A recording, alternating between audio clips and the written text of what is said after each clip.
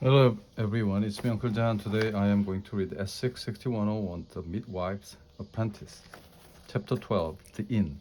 The cat was hungry. He pushed at the lumpish weight that was holding him down, spitting and scratching until Alice shifted and he crawled out to see what creatures there were, but they were both good to eat and easy to catch. His exertion woke Alice and she sat up and looked about her. At first she made to stretch and smile and face a fine new day. Then she remembered. It was afternoon, she was a failure, and she had run away. It was beginning to rain and she faced the night outside alone in the wet. She curled up again into a wet, soggy ball. I'm nothing, she whispered to herself. I have nothing, I can do nothing, and learn nothing. I belong no place. I'm too stupid to be a midwife's apprentice, and too tired to wander again. I should just lie here in the rain until I die. And she fell again into a dreamless sleep. But the next morning, a young body, now used to a roof and warm food on cold mornings, pricked and pained her until she awoke. It was still raining, and she was still a homeless failure. She stood up, picked some of the leaves from her hair, wiped the drippy nose on her sleeve, and looked around. She knew where she was. Behind her was the village, Emma, the midwife, and failure. She could not go back there. She could not stay here in the rain, waiting to die, for she was too cold and hungry and uncomfortable and alive. So she went on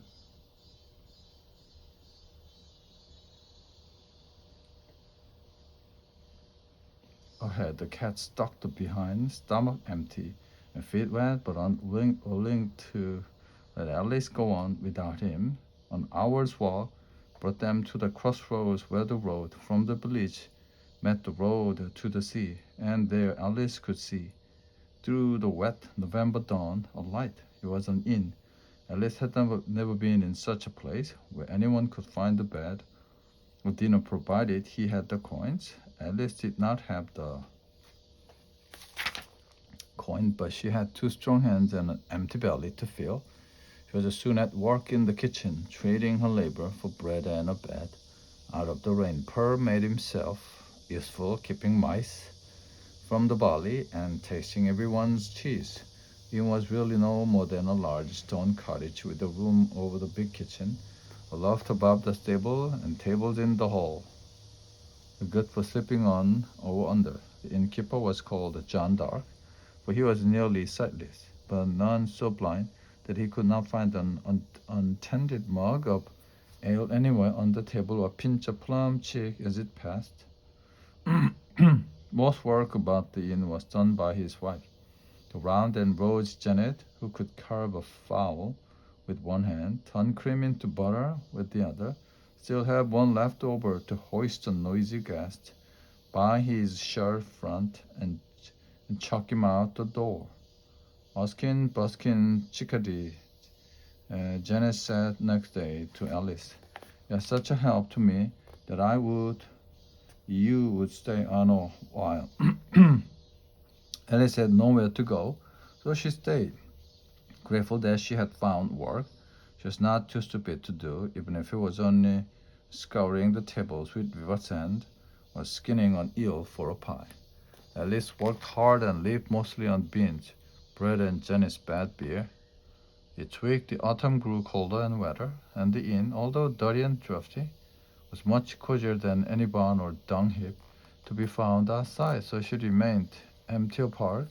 She wouldn't think about her months in the village or Will Russell or the bailiff's John or the midwife, for such thinking brought the tickling to her throat again. But sometimes the smell of garbage or of apples baking would make the village so alive in her mind that she would look up quickly, certain she had been magically taken back there again. Her eyes would blink in her open dress. Sometimes, too, she thought of the boy she had sent to the manor and wondered how he felt and she fared, and if she had at least done that right. Soon it was Christmas, and the inn teemed with folk going away or coming home.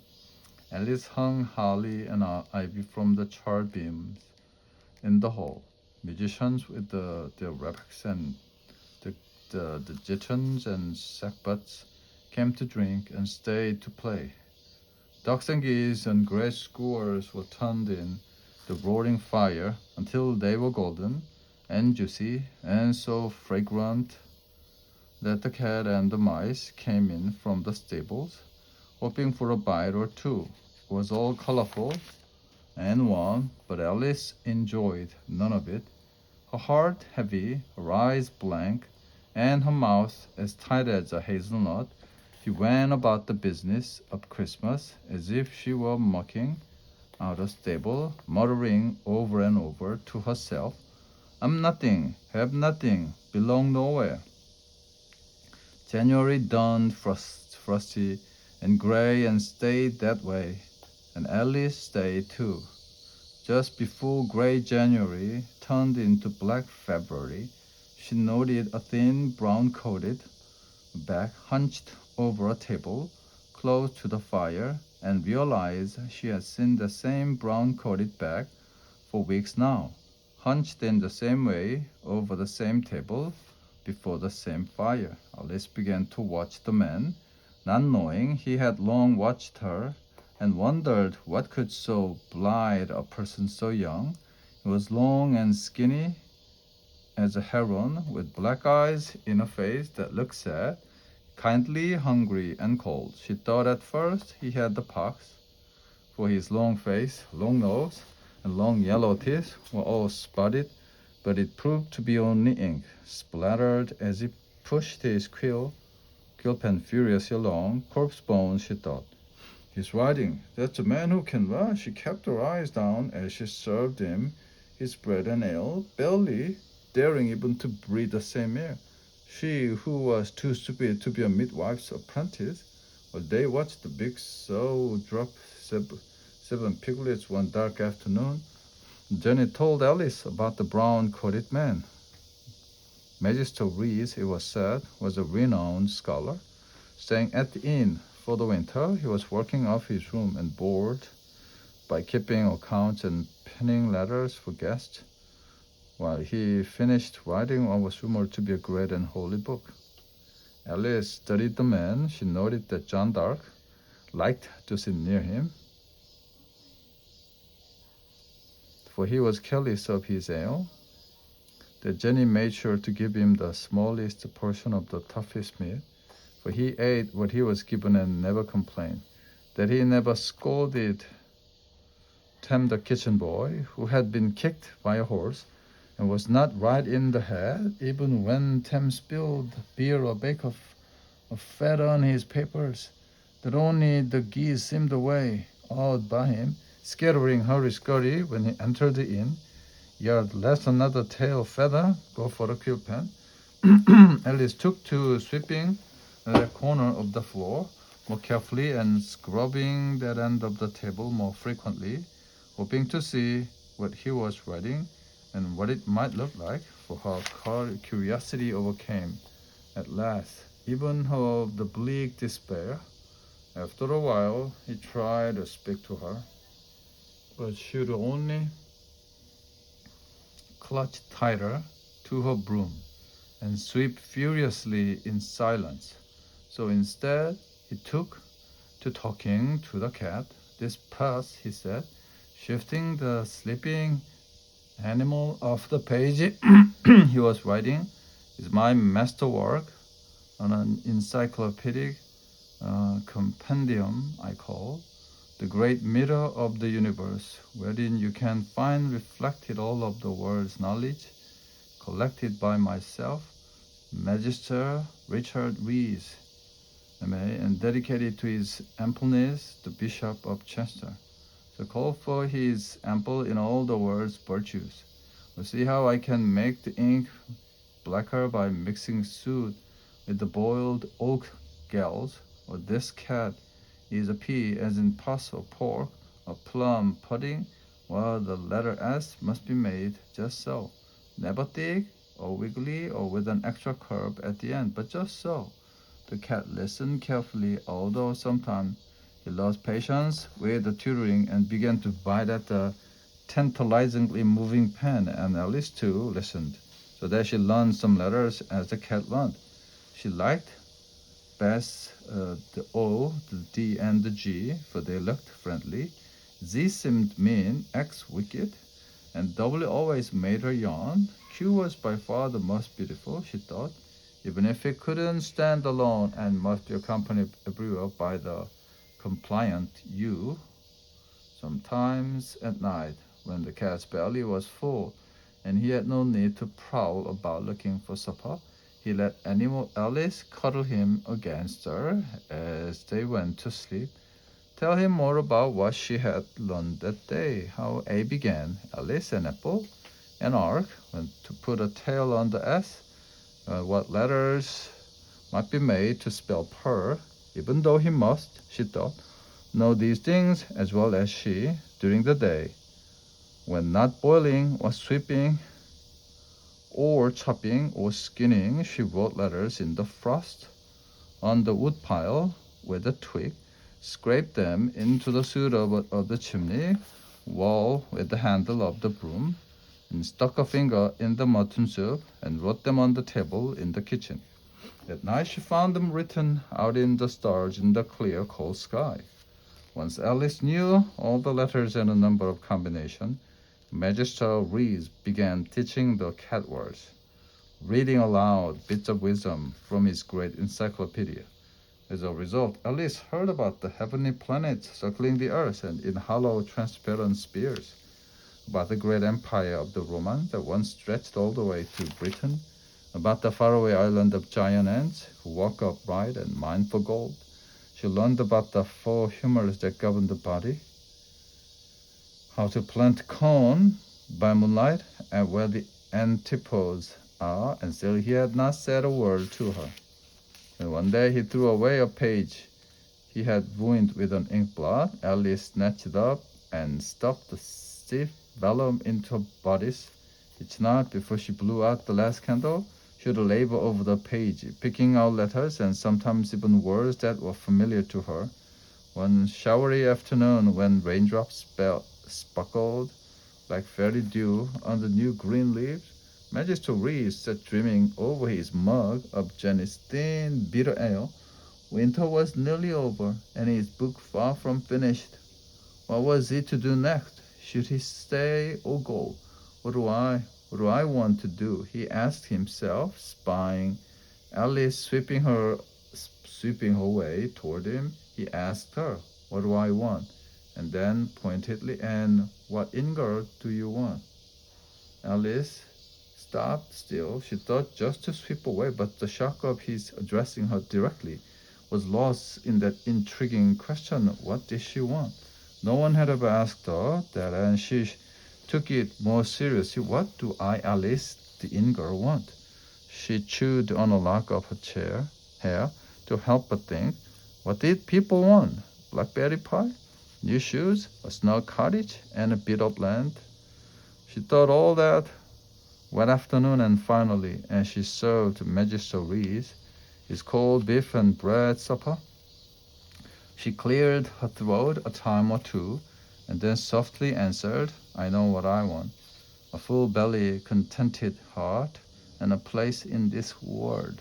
Magister Rees looked up at her in surprise.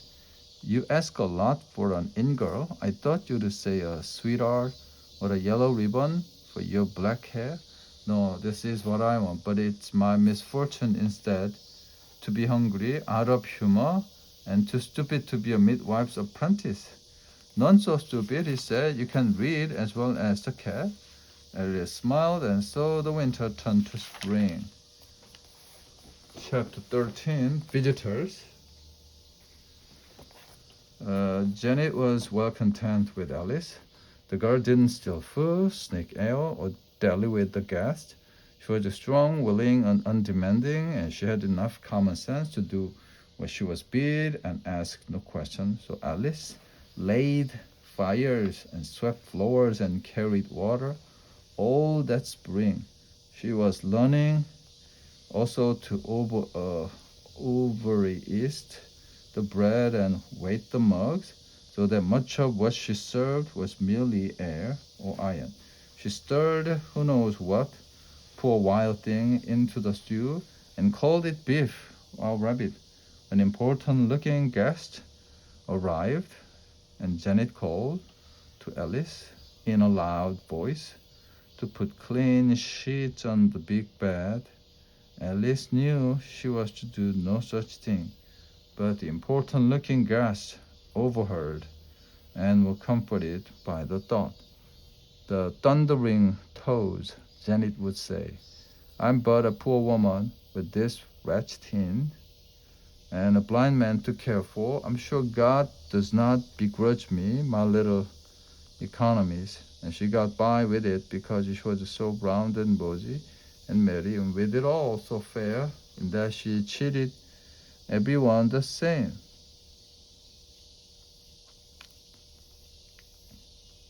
Spring burst into May, and the trees were all flowers, and Magister Reese decided to stay for one more season. The day came to the inn. The comely young man who acted so lordly, Alice thought he must be a knight or a mayor, but proved to be the carpenter's assistant from the manor.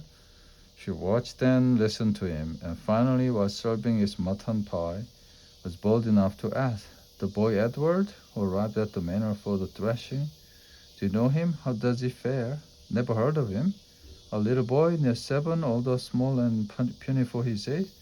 "Never seen him. Maybe he run off or died or got eaten by a goat." Carpenter's assistant grinned at this with mutton stuck between his lordly white teeth. Alice's heart thumped. Was she too stupid then even to have helped Edward? Was he not safe at the manor, as she thought, but somewhere unknown and unsafe and unfit? Or did the lordly young man just not bother to notice small boys? Then on a day so like summer that the apple trees were tricked into fruit, there came another visitor. Alice had just finished watering the beer and was kneading sawdust into the pie crust when she heard the rumble of a cart on the inn path. A load of wood had come for the kitchen. Walking behind the wagon was a red-headed boy from the village, Will Russet. Alice forgot for a moment that she was no longer the midwife's apprentice, but now a failure, and wiping her floury hands on her skirt, ran outside. Will Russet, it's me, Alice. Alice, we was wondering where you had got to, and were you all right? What be you doing here? The sunshine faded from Alice's face, skinning rabbits and sweeping floors and mucking out the privy. I'm the inn girl. Now prettier inn girl the world never saw, said we all you to be if you ever got that flour and dirt off your face. Come talk to me while I unload the cart. Alice spat on her fingers and rubbed her face, but succeeded only in making both face and hands equally dirty, so she gave it up. Followed Will to the woodpile, where she sat and listened to his news of the village. Alice Little was fat and bony and had 3 teeth. The baker's wife kept the husband tied on a short rein to his oven. The Gromass Smith had married her Eldon Victory under steward at the manor, a timid little man who called her Mistress Victory, my dear, and stayed mostly out of her way for fear of being sweated like a fly. How you be, Alice? Will asked when he had run out of gossip. Where did you run? Alice thought of what she might say. That village, it didn't suit me. The midwife was stingy and greedy and harsh. I found I did not care for babies.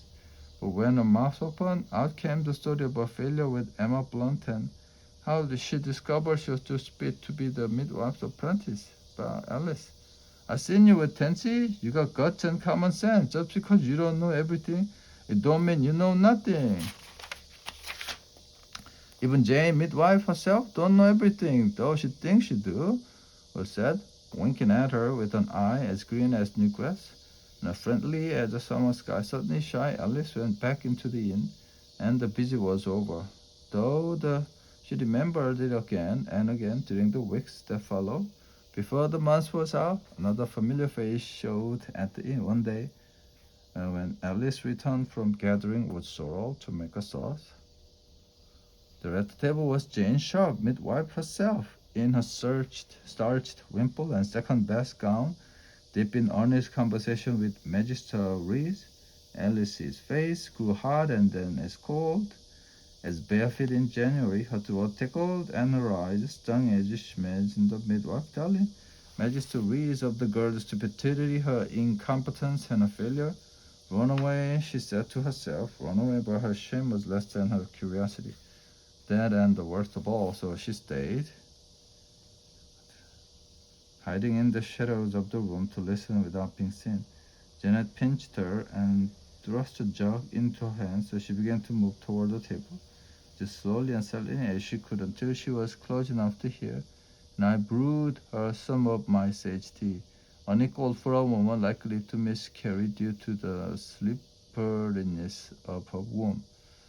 J. Sharp was not then talking of Alice, but of herself. Alice should have known, and Magister Reese was writing it all down in his great encyclopedia. While the cat nibbled his cheese and bread, Jane continued, I myself use a tea of black elder bark and small rye to stop excessive bleeding, but I have heard that the rubies, either one on the body or ground to a powder and taken in warm wine, do even better. If the woman is lucky enough to own rubies and rich enough to let them be ground into, she never even noticed Alice. As the girl refilled her mug, Alice returned to the shadows. Will Russ, as she heard the midwife say to Magister, a boy from the village tells me my apprentice is here at the inn. My former apprentice, might I say, for she ran away. You seen her here? Skinny girl with the black curls and big sad eyes, afraid to say boo. If her Magister Reese could say nay or yes. Midwife went on, she was not as stupid as some have had and better company, but still perhaps her going was for the best. She was not what I needed. Because I failed, whispered Alice in the shadow. Because she gave up, continued midwife. I need an apprentice who can do what I tell her, take what I give her, who can try and risk and fail and try again, and not give up. Babies don't stop their burning because the midwife gives up. She landed a sharp glance on Magister Reese for a moment, drank off her ale in one long swig, and was gone.